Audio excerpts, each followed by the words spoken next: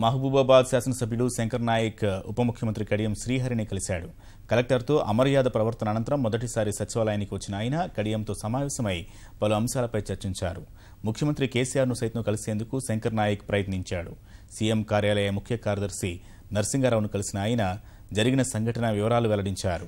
జనగాం శాసనసభ్యుడు ముత్తిరెడ్డి యాదగిరిరెడ్డి కడియంతో పాటు ప్రభుత్వ ప్రధాన కార్యదర్శి ఎస్పీ సింగ్ను కలిశారు. ముత్తిరెడ్డిపైన ఐఏఎస్ అధికారులు సీఎస్కు ఫిర్యాదు చేశారు. తాను గతంలోనే జనగాం కలెక్టర్ దేవసేనపై సీఎస్కు ఫిర్యాదు చేశానన్న ముత్తిరెడ్డి మరోమారు అదే విషయాన్ని సీఎస్ దృష్టికి తీసుకెళ్లినట్లు యాదగిరిరెడ్డి వెల్లడించారు.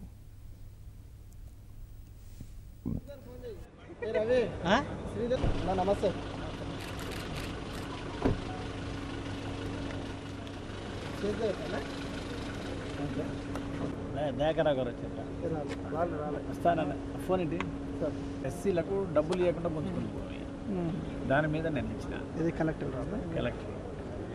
పోయిన కలెక్టర్ గారు చెప్పాను డబ్బులు ఇవ్వాలి. మళ్ళీ 50 ఏళ్ళ సంది ఉన్నారు పొజిషన్లో. మనం ఎస్సీలకు కొనిస్తున్నాం భూములు. లేదా వాళ్ళ పొజిషన్ మీద వాళ్ళకి ఇస్తే తప్పలేదు కదా. పైగా ప్రభుత్వం తీసుకుంటుంది ఇది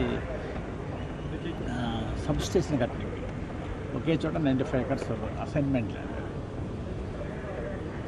పోయిన కలెక్టర్ గారు దాన్ని చూసి ఎంజాయ్మెంట్ ప్రకారం ఉంది అని సర్వే కూడా చెప్పించారు. ఫైల్ అంతా రెడీ అయింది డబ్ల్యూఆర్కి. సీఎం గారు రిక్వెస్ట్ చేస్తే సబ్ స్టేషన్ కూడా కదా అని ఇమ్మీడియట్గా ట్రాన్స్పోర్ట్ చెప్పిండు. 7,14 లక్షల కూడా ఇచ్చిండు. కలెక్టర్ డిపార్ట్ చేసిండు. వాళ్ళకి పేమెంట్ చేసి వర్క్ స్టార్ట్ చేయాలి.